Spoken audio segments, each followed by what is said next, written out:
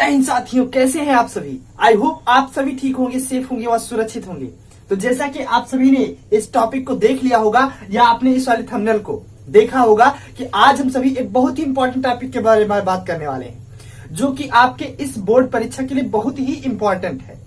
कि आपके इस बोर्ड परीक्षा में आपसे पूछा जा सकता है कि प्रतिरोधकों का समांतर क्रम में संयोजन के लिए तुल्य प्रतिरोध का सूत्र का निगमन कीजिए, या प्रतिरोधों का समांतर क्रम में संयोजन क्या होता है, इसके लिए तुल्य प्रतिरोध का निगमन कीजिए। तुल्य प्रतिरोध क्या होता है, इसके फार्मूले आप लोग बताइए।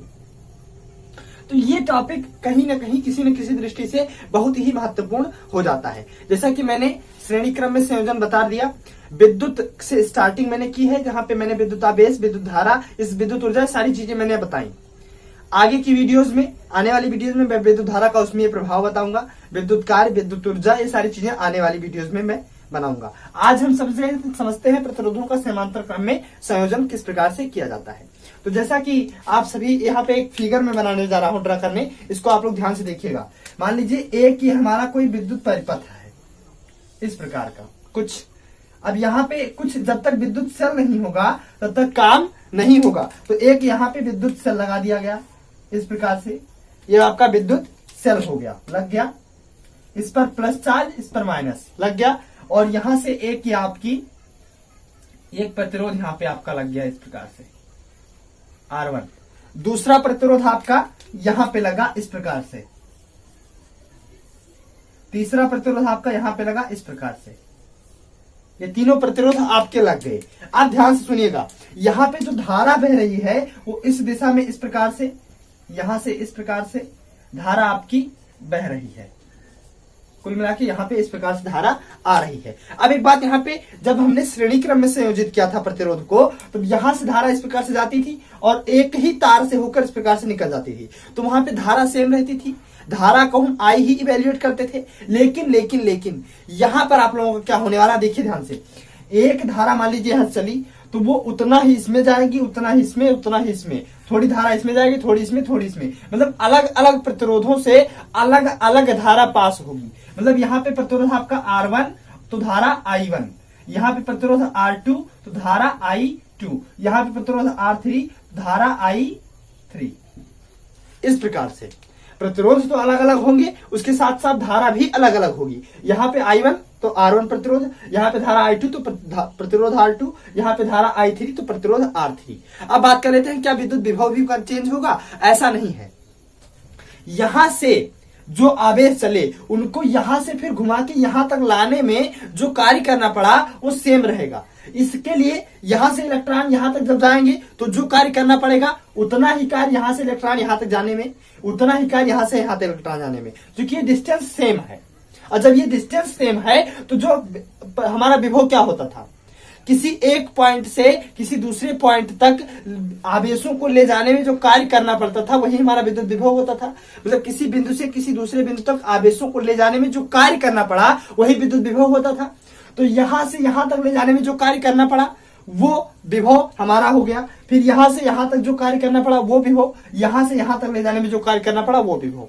तो ये तीनों आपके सेम होंगे, क्योंकि ये डिस्टेंस आपकी सेम है। यहां से यहां तक ले जाने में वही विभव, उतना ही यहां से यहां तक, उतना ही यहां से यहां तक। मतलब आपका यहाँ पे विभव नहीं बदलने वाला है। जैसा कि श्रेणी क्रम में धारा का मान परिवर्तित नहीं होता था, उसी प्रकार से यहाँ विभव का मान फिक्स रहेगा। जो यहाँ पे होगा वही यहाँ, वही यहाँ, वही यहाँ होने वाला है। बिल्कुल clear, it's neat and clean and clear. अब बात कर लेते हैं समांतर क्रम में संयोजन होता क्या है। समांतर क्रम में प्रतिरोधकों का संयोजन ऐसा संयोजन होता है जिसमें सभी प्रतिरोधों के एक सिरे को एक पॉइंट से यहां से जुड़ा हुआ है, देख लीजिए, तथा दूसरे सभी सिरे को किसी दूसरे पॉइंट से जोड़ के रखा जाए। इसे हम प्रतिरोधों का समांतर क्रम में संयोजन कहते हैं। हमारा विद्युत सेल E हो गया, जहां से हमें आवेशों को देने के लिए ऊर्जा मिलती है। Fix, clear. अब बात कर लेते हैं कि इस चित्र में ओम के नियम से, किसके? ओम के नियम से, ओम के नियम से ओम का नियम क्या कहता है? ओम का नियम हमारा कहता है कि V is equal to I R. Ohm का नियम कहता है। तो अगर हम यहां से धारा I का मान निकालें, I का, तो ये हो जाएगा B upon R. Equation number first, clear. अब इसके लिए प्रथम प्रतिरोध के लिए आप लोग देखिए, धारा I1 है तो I1 इज इक्वल टू आपका हो जाएगा इसी प्रकार से, यहां पर आप लोग डाल दीजिए, इसी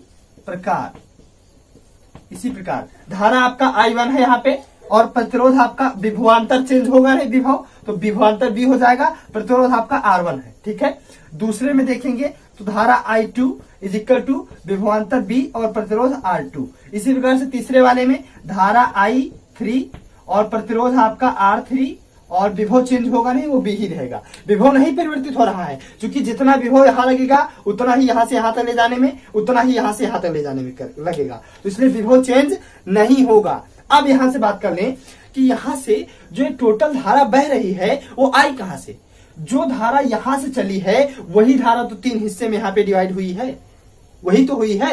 मतलब मान लीजिए आपके पास 100 रुपए हैं और आप 3 लोगों को दे रहे हैं, तो कुल मिला के आप 3 लोगों को वही 100 रुपए तो दे पाएंगे जो आपके पास है, वही तो दे पाएंगे। तो ये धारा जो है टोटल, ये टोटल धारा है पूरे परिपथ की। अब यही धारा 3 हिस्से में डिस्ट्रीब्यूट हुई है, मतलब I1, I2, I3 3 भागों में बटी है, लेकिन इन तीनों भागों का जो योग होगा वो एक फिक्स धारा ही तो होगा, I ही तो होगा। मतलब यानी कि I1 plus I2 plus I3 is equal to I होगा, क्योंकि ये एक फिक्स धारा तो ही इसमें पूरे में बह रही है, वही धारा 3 भागों में विभक्त हुई है, तीनों को जोड़ ले वो I ही तो होगा, कि उसमें कुछ बदलेगा, कुछ नहीं बदलेगा। तो इसका मतलब क्या हुआ कि I is equal to I1 plus I2 plus I3। ये क्लियर सबको, ऐसा कोई ना बचे जिसको ये बातें समझ में ना आए। ठीक है, तो I की वैल्यू हमारी क्या है, B upon R is equal to I1 की वैल्यू B अपान R1 प्लस I2 की वैल्यू B अपान R2 प्लस I3 की वैल्यू B अपान R3। क्लियर। अब यहां से हम B सब में कॉमन लेंगे, जब हम B कॉमन लेंगे तो हमारा B देख लीजिए यहाँ पे हम B कॉमन ले रहे हैं, तो B यहाँ पे कॉमन, तो हमारा आ गया 1 upon R is equal to हो गया 1 upon R1 plus 1 upon R2, ये सॉरी R1 स्मॉल वाला होगा, plus 1 upon R3 plus dot dot dot, इस प्रकार से यहां भी आपका B कॉमन निकल के आएगा और ये भी कट जाएगा। कुल मिला के आपका जो एक फिक्स वैल्यू निकल के आएगी 1 upon R is equal to 1 upon R1 plus 1 upon R2 plus 1 upon R3 plus dot dot dot, इस प्रकार से। यही हमें प्रूफ करना था कि मतलब जो तुल्य प्रतिरोध यहाँ पे लगे हुए हैं, जितने भी यहाँ पे प्रतिरोध लगे हुए हैं, इनका जो तुल्य प्रतिरोध R होगा वो इन्हीं प्रतिरोधों के व्युत्क्रमों का योग होता है। क्लियर। श्रेणी क्रम में इन्हीं प्रतिरोधों के डायरेक्ट योग के बराबर तुल्य प्रतिरोध होता है, लेकिन समांतर क्रम में हम जो तुल्य प्रतिरोध लगाए गए हैं इनको उलट कर, इनका उल्टा मतलब व्युत्क्रम, मतलब 1 अपान करके अगर हम इनको आपस में जोड़ेंगे तो वो हमारा जो नियत प्रतिरोध प्राप्त होगा उसके व्युत्क्रम को हम इनका तुल्य प्रतिरोध कहेंगे। क्लियर हुआ सबको, ये बात क्लियर हुई नहीं हुई?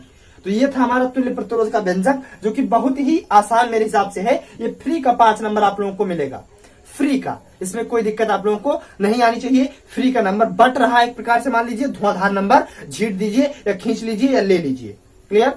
तो मैं आशा करता हूं कि आप सभी को वीडियो पसंद आया होगी। मिलते हैं अपने नेक्स्ट वीडियो में विद्युत धारा का उसमें प्रभाव लेकर, जिसमें हम विद्युत धारा का उसमें प्रभाव, विद्युत ऊर्जा, बल्ब के कार्यविधि, प्रेस के कार्यविधि व विद्युत हीटर की कार्यविधि, ये सारी चीजें अगले वीडियो में मैं आप लोगों को बताने वाला हूं। तो मिलते हैं नेक्स्ट क्लास में, तब तक के लिए जय हिंद।